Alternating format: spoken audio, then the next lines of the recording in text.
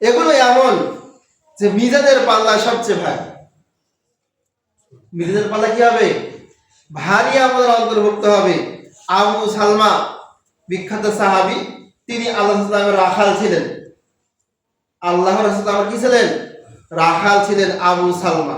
যেমন আমরা জানি আল্লাহ রাসূলের খাদেম ছিলেন আনাস রাদিয়াল্লাহু আনহু, অনুরূপভাবে আল্লাহ রাসূলের পশুগুলো দেখাশোনা করতেন, চালাতেন, মাঠে চরণ করাতেন এই সাহাবী আবু সালমা।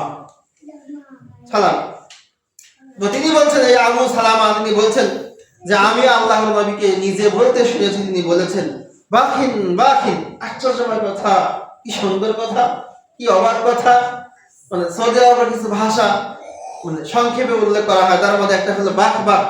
এটা আনন্দের সময়, আশ্চর্যের সময়, অবাকের সময়, অবিশ্বাস্য কোনো কিছু হলে ওই সময় এই শব্দ এই দুটি একসঙ্গে উল্লেখ করা হয়, বাক বাক।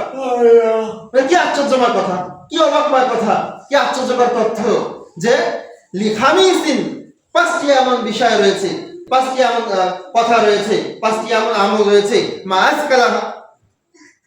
আজকালাহুন্না, যেগুলো দামি হবে, ভারী হবে, ফিল মিজান, কিয়ামতের দিন যখন এই আপনার পাপ পুণ্যের হিসাব করা হবে, এই পুণ্যের হিসাবের দাঁড়িপাল্লা থাকবে, যে মিজান থাকবে, এই মিজানে আপনার এই 5 ধরনের আমলগুলি ভারী হয়ে যাবে। মা আসকালাহুন্না ফিল মিজান, এগুলো অন্যান্য আমলের তুলনায় অনেক ভারী হবে, ভারী আমল। সেগুলো কি? তিনি প্রথমে উল্লেখ করেছেন লা ইলাহা ইল্লাল্লাহ, এটি হলো অন্যান্য আমলের তুলনায় ভারী একটা আমল। ওয়া সুবহানাল্লাহ, অন্যান্য আমলের তুলনায় মিজানে ভারী আমল।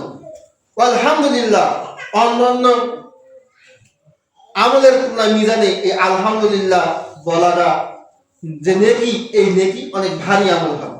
আল্লাহু আকবার, এই আল্লাহু আকবার পাঠ করাটা অন্যান্য আমলের তুলনায় মিজানে অনেক ভারী হবে ওজনে।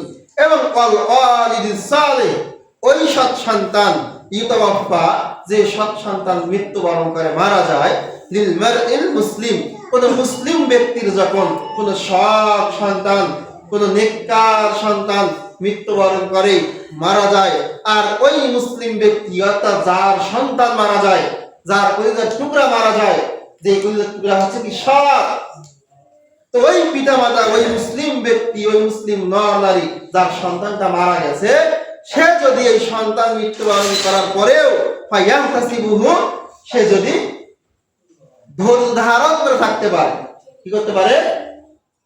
ধৈর্য ধারণ করে থাকতে পারে, তাহলে আল্লাহ সুবহানাহু ওয়া তাআলা রাসূল বলছেন এই ধৈর্য ধারণ করার যে একটা সে উপায় অবলম্বন করেছে, যে কাজ যে করেছে, যে আমল যে করেছে, এই ধৈর্য ধারণ আমলটা অন্যান্য আমলের তুলনায় অনেক ভারী হয়ে